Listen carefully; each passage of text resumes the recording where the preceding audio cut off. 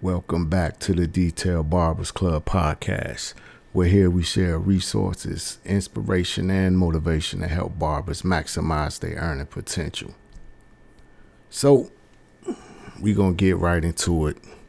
As you can see, the topic is 7 things barbers should consider in case of a recession. This came fresh off our barber club text club.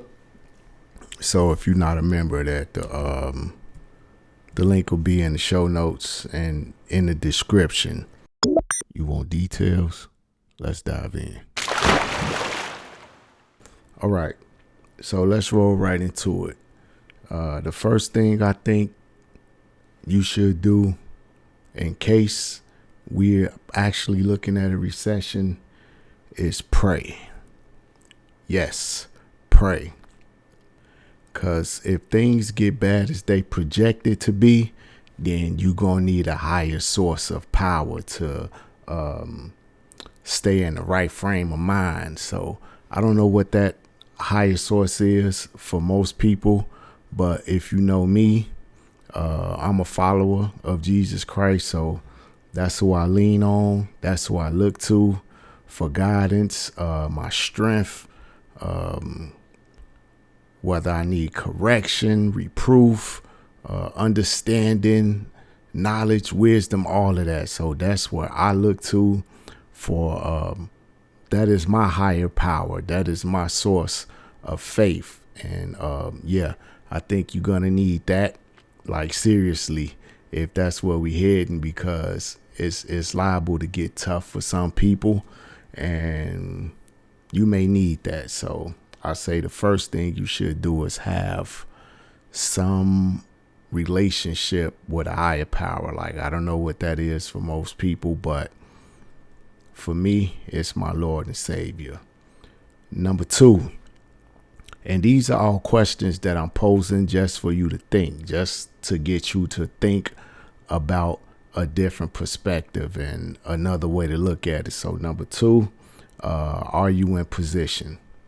So up to this point, as of today, if they was to formally announce, and I say formally because most people believe we're already in it, but if they was to formally announce that we were in a recession, what would be your thought process? Would it be panic? Would you be, oh my God, I don't know what we gonna do. I don't know what I'm gonna do. I wasn't prepared. And man, I really didn't know it was gonna get that bad. So is it going to be a panic? Are you going to go into a panic? Or are you secure where you could live comfortably? Like a recession wouldn't bother you because you know how much you're going to get on a week-to-week, bi-weekly or monthly basis. That's not everybody's story, but if you secure, then that's good stuff. Or are you just one of those people who mindset is we just going to ride this thing out? You know, we gonna take it how it come. We gonna grab the bull by the horns and just go with the flow. So no knock to nobody if you lie in either one of those categories, but it's just something to think about. Like I say, I'm just throwing questions out there to get you to start thinking about things. 3, what does being in position look like? Now, for some, this could be scaling back on investments. For others, it's doubling down on investments. Like, we gonna go all in and make the recession do what it do. Sadly, people gonna be selling at a discount, and at that point, it'll be because they need the money, right? And most people gonna take it back to put money in a mattress. Like, man, I gotta stash away all my coins, put my chips up, not let my right hand know what my left hand doing. I gotta keep people out of my business, and that's how they feel safe and secure in these type of situations. Like I said, if you fall in either one of these categories, I ain't mad at you. You know, you got to do what you have to do. For most people, they going to do what they can. And a lot of other people going to do what they want to because of their position. They not really bothered by it, or it's not something that's going to really affect them either one way or the other. Now, here's where we get into the meat of the podcast. And I want to make sure I talk directly to the barbers when we get into these last 4 areas, because this is going to really pertain to you and how you see the recession, some real actionable steps that you can make that you don't fall on the downside of the recession. So my 4th question is, are you still learning? Do you still consider yourself a student of barbering? Whatever the situation may be, I do know this, that expertise will be in high demand. So whatever you are expert at, that's going to be something you can leverage, because people always need experts in any field. So in barbering, if you could become a well-rounded individual as far as barbering go, and develop some level of expertise in a particular area, I think that'll work beneficially for you in the long run. Have you done any continued education, attended any seminars, online courses, one-on-ones, which I currently offer myself? So have you done any one-on-ones? What have you done to expand your knowledge in the area of barbering besides what you already know?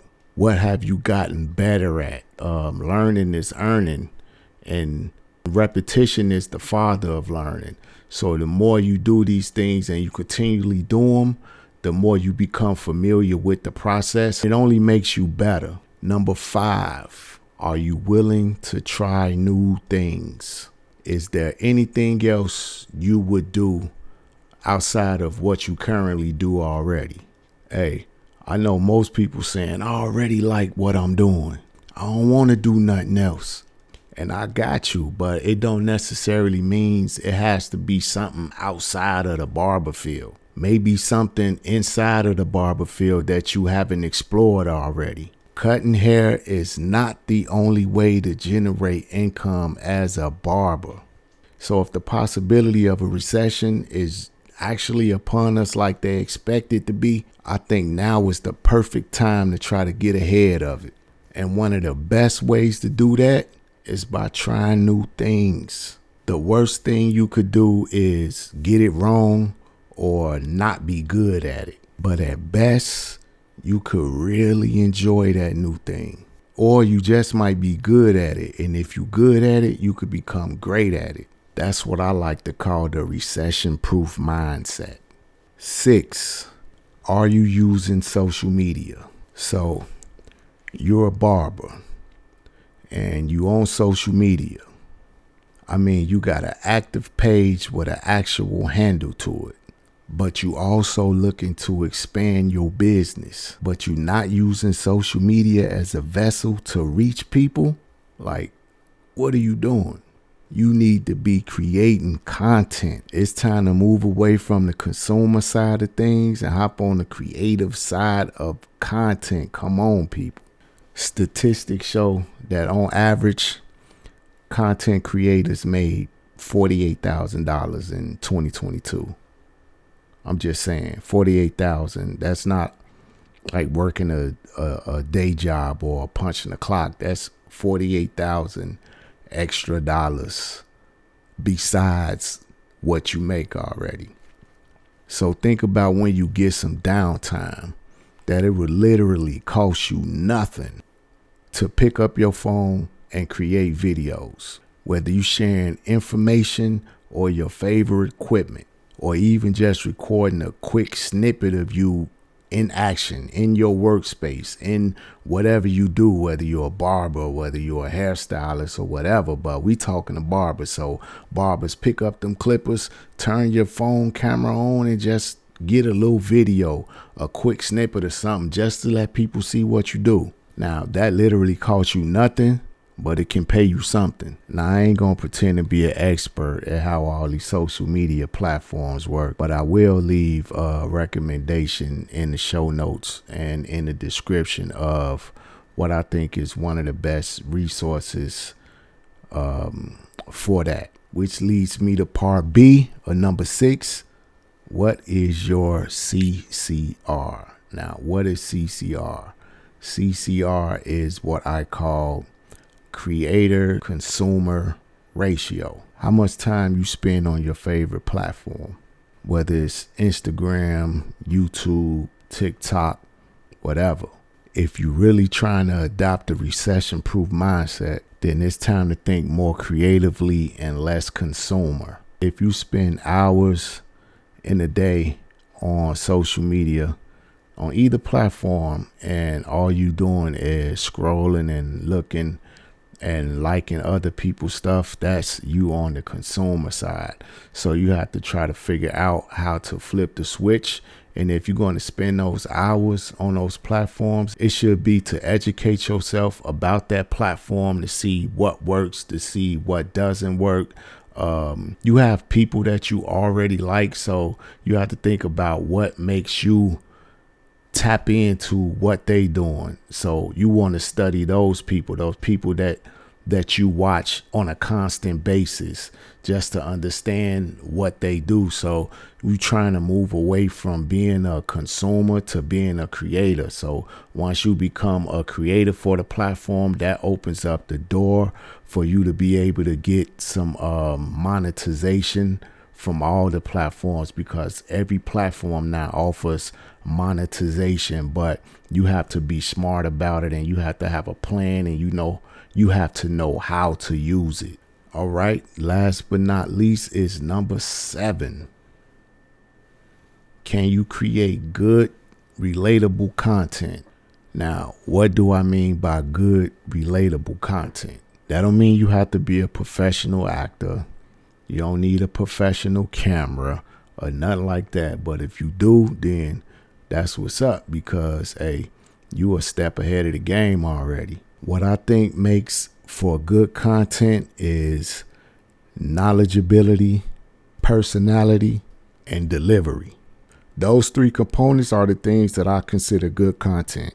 If you work on these 3 things, then I think you're ready to take on the possibility of a recession head to head. So I hope you was able to take something away from this, if not one or two, a few things away from this, and apply it into your future plans. And, let's get to creating content. Thank y'all for tuning in, and I'll catch y'all on the next one. And I'll link right here who I think the best resource is on YouTube if you're trying to get that popping. Thank me later. No, think me later.